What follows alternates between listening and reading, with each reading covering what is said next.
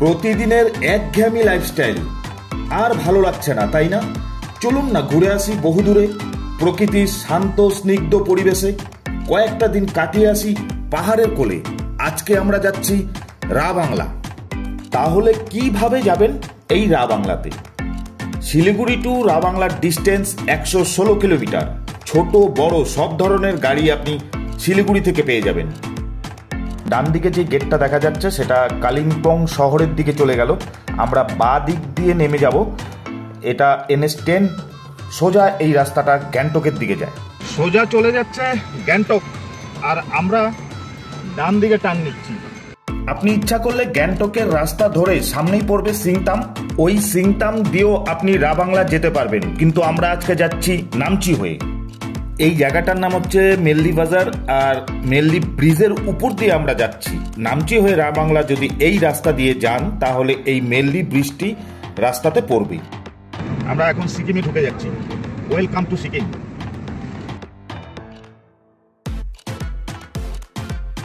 আমরা নামচি ট্রাফিক পয়েন্টে পৌঁছে গেছি, আর নামচি থেকে রা বাংলা দেখাচ্ছে 26 কিলোমিটার।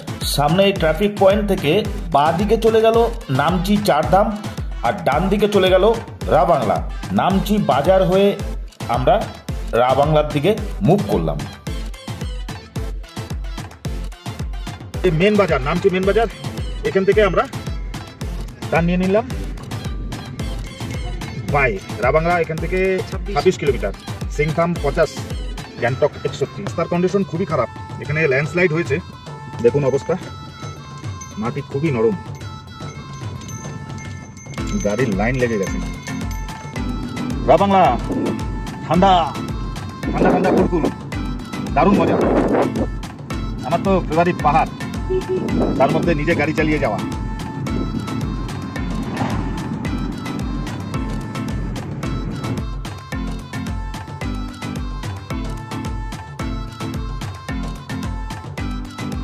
এই জায়গায় এসে সবাই ভুল করবেন হয়তো, আপনাকে এখান থেকে লেফট নিতে হবে, আর ওই সাইডে চলে গেল গ্যাংটক। লেফটে টার্ন নিলাম, বাইকার বাহিনী যাচ্ছে, ওদের পিছন পিছন যাই। অন্যদিন বাইক নিয়ে আসি, আজকে যেহেতু 3 জন, গাড়ি নিয়ে চলে এসেছি আমরা। এটা হচ্ছে রা বাংলার রাস্তা, দেখতে পাচ্ছেন। আমরা এক সময় ভুটানে গিয়েছিলাম, থিম্পুতে, ওই সময় এরকম রাস্তা ছিল, খুবই ন্যারো এই জায়গাটা, সিঙ্গেল ওয়ে। দক্ষিণ সিকিমের একটি পাহাড়ি শহর রা বাংলা। সি লেভেল থেকে 7000 ফুট উচ্চতায় এই শহরটি অবস্থিত। আঁকাবাঁকা পথ ধরে আমরা যাচ্ছি বন্য ভেড়া লালন পালনের স্থানের পথে। রা বাংলা, রা বাংলা কথার অর্থ হলো রা মানে বন্য ভেড়া, ভং মানে লালন পালনের স্থান, এবং লা মানে একটি পথ। এক কথায় রা বাংলা।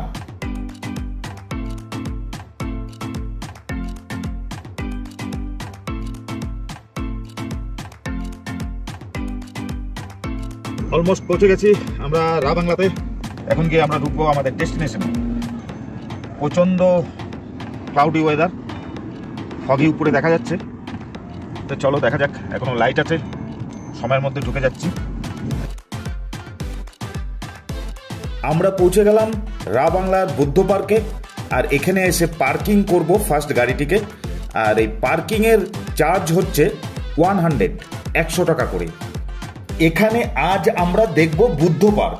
2006 সালে গৌতম বুদ্ধের 2550তম জন্মবার্ষিকী উদযাপনের জন্য এই বুদ্ধ পার্ক তৈরি হয়েছিল। টিকিট পার হেড 80 রুপিস, আর এখানে ওপেনিং টাইমও লেখা আছে 9টা, আর ক্লোজিং টাইম হচ্ছে 6টা। ফাইনালি আমরা বুদ্ধ পার্কে ঢুকছি। প্রথমেই দর্শন হয়ে গেল স্লিপিং বুদ্ধার, একটি সুন্দর দর্শনীয় স্থান।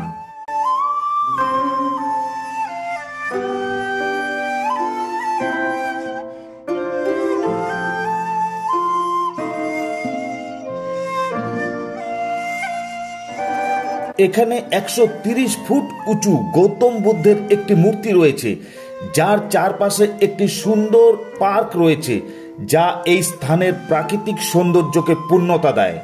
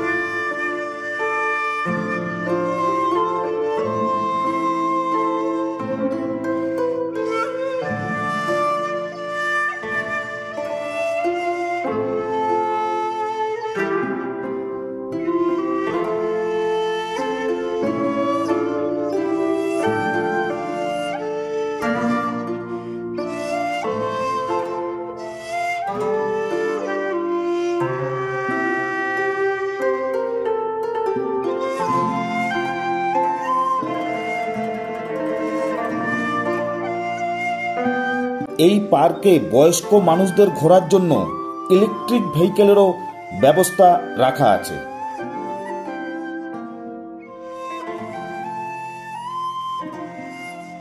রা বাংলাতে এসে এখানে আপনি একটু পেয়ে যাবেন ছোট পার্ক। যদি বাচ্চাদের নিয়ে আসেন, সময় হাতে থাকে, তাহলে এই পার্কে একবার ঘুরে যাবেন। সুন্দর পাহাড়ি পরিবেশ, বাচ্চাদের প্রচুর খেলার জিনিস আছে। আমরা আজকে ঢুকছি না এই পার্কে, আমরা ওয়েট করছি বুদ্ধ পার্কে লাইট অ্যান্ড সাউন্ড দেখার জন্য। এখানে আসলে আপনারা অনেক কিছু পেয়ে যাবেন। এখানে স্টল আছে, অনেক কিছু কেনার জিনিস আছে, অর্গানিক স্টল আছে, আর হচ্ছে খাবারের ছোটোখাটো রেস্টুরেন্ট আছে।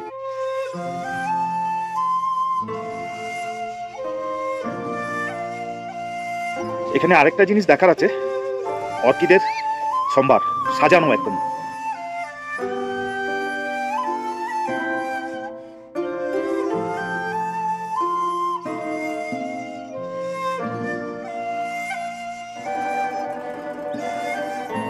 এই পার্কটিতে একটি ধ্যান করার জন্য হল ঘর, জাদুঘর, ফটো গ্যালারি, মিউজিয়াম, লাইব্রেরি ও বৌদ্ধ ধর্মসভা করার জন্য একটি বড় হল ঘরও রয়েছে।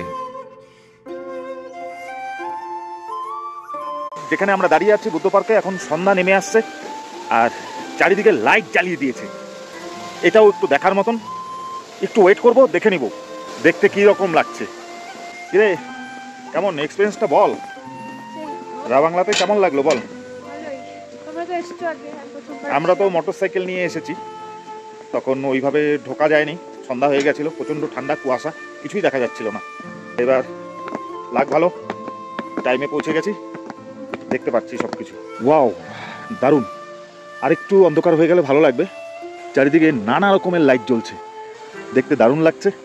আর রা বাংলাতে এসে আমরা বুদ্ধ পার্কে দেখলাম, অনেক কিছু জানতে পারলাম। আর আমাদের এখানে এই সন্ধ্যা অবধি স্টে করার মানেটা হচ্ছে এই ভিউটা দেখি অমাইক।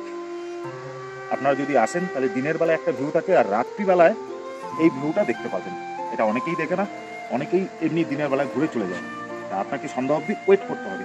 তাহলে আজকের মতন টাটা, বাই বাই। আমার এই ভিডিওটি কেমন লাগলো একবার কমেন্টস বক্সে লিখে জানাবেন। ওকে, দেখা হচ্ছে নেক্সট ব্লগে।